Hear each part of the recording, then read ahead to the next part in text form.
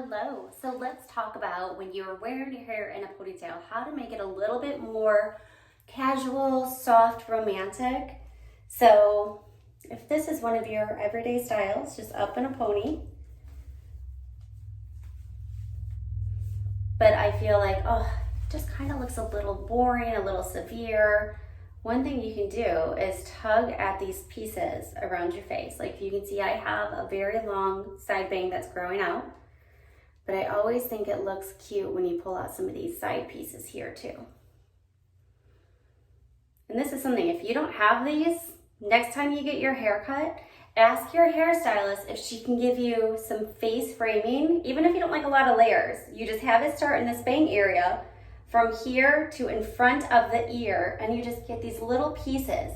It just really helps to soften up any kind of style when you have your hair pulled back. You don't feel like you're bald with all of your hair back. Okay, give it a try.